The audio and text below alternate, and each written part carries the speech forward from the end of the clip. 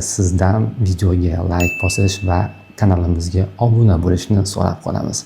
Bugun sizlar bilan Qalqonson bezni o'zi aynan nima uchun kerak, qanday vazifalarni bajaradi va bizni organizmimizga nima uchun bu bezni o'rni juda ham muhim savollarga javob berishga harakat qilamiz. Qalqonson bez katta yoshdagi odamlarda o'rtacha tana vazni 15-20 gram atrofida bo'ladi va bo'yinning oldingi qismida bu yutinishdagi ko'rinadigan tog'ayni tagida joylashgan bo'ladi. Normal holatda qalqonson bezni vizual shaklda ko'rishni iloji yo'q, chunki u juda ham kichik bo'ladi, oddiy ko'z bilan ko'rinmaydi. Ushlab ko'rganda ham qalqonson bezni ushlashni iloji bo'lmaydi, chunki u juda ham kichik va elastik, yumshoq bo'ladi. Qalqonson bez kattalashganda ko'zga tashlanishi mumkin yoki bo'lmasa qalqonson bezda turli xil tugunlar paydo bo'lganda ham ko'zga ko'rinishi mumkin. Ushlab ko'rganda ham qalqonson bezni kattalashishi, qo'lga tugunlarning ilinishi va qattiqlash alomatlari kuzatiladi. Qalqonson bezni vazifalari bu organizmdagi moddalar almashinuvini boshqarishda ishtirok etadi.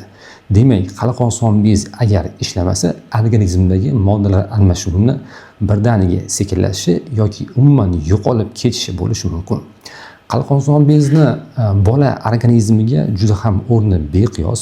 Bolani birinchi navbatda aqliy faoliyatini, bosh miyasini, undagi barcha faoliyatlarni, funksiyalarni to'g'ri ishlashlarini ta'minlab beradi. Shuningdek, bolani o'sishi, rivojlanishi, suyaklarini yetilishi, bo'g'imlarini, tishlarini, ichki a'zolarini yaxshi shakllanishida qalqonson bezni o'rni juda ham katta. Shuning uchun homilador ayollarga homilador bo'lishlikdan avval qalqonson bezni tekshirish, undagi kasalliklar mavjud bo'lsa, ularni bartaraf etish yoki bo'lmasam yod preparatlari bilan profilaktika davolash tadbirlari amalga oshiriladi. Homilador bo'lgan ayollarda agar qalqonson bez faoliyati yaxshi ishlamaydigan bo'lsa, u ham o'zi uchun, ham homilasi uchun juda ham katta xavf tug'diradi. Boshqa insonlarga, ya'ni katta yoshdagi insonlarga bo'lsa, qalqonson bez katta yoshdagi insonlarni mehnat faoliyatiga juda ham katta ta'sir ko'rsatadi. Qalqonson bezni yaxshi ishlamasligi mehnat faoliyatini kamaytirib yuborishi, holsizlik, charchoq, uyquchanlik, doim ishtahani bo'lmasligi, ovqat hazm qilishdagi muammolarni keltirib chiqaradi. Qalqonson bezni tekshirish juda ham oson va deyarli barcha klinikalarda mavjud. Bu birinchisi qon tahlillari, ya'ni qalqonson bez ishlab chiqaradigan gormonlar miqdorini tekshirish. Ikkinchisi qalqonson bezni ultratovush tekshiruvi.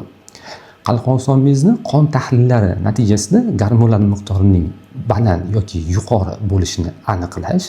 Ultratovush tekshiruvida esa qalqonson bezni katta yoki kichikligi, undagi tugunlarning mavjudligi va qalqonson bezda qon bilan ta'minlanishni miqdorini baholash mumkin. Keyingi kam bajariladigan, lekin klinik amaliyotda juda ham muhim bo'lgan tekshiruvlardan bu qalqonson bezni sintigrafiya, ya'ni radionuklit tekshiruvlari bo'lib hisoblanadi. Ushbu tekshiruvlar esa qalqonson bez faoliyatini, metabolizmini baholashda yordam beradi. Va oxirgi tekshiruv usullari, agar qalqonson bezda tugunlar mavjud bo'ladigan bo'lsa, ularni biopsiya yo'li bilan ushbu tugunlar qanchalik darajada xavfli yoki xavfsiz ekanligini baholash va keyinchalik davolash ishlarini belgilash maqsadida o'tkaziladi. Sizdan videoga like bosish va kanalimizga obuna bo'lishni so'rab qolamiz. Hali juda ham yangi videolar oldinda bizni yo'qotib qo'ymaslik uchun bizni kuzatib turing. Salomat bo'ling.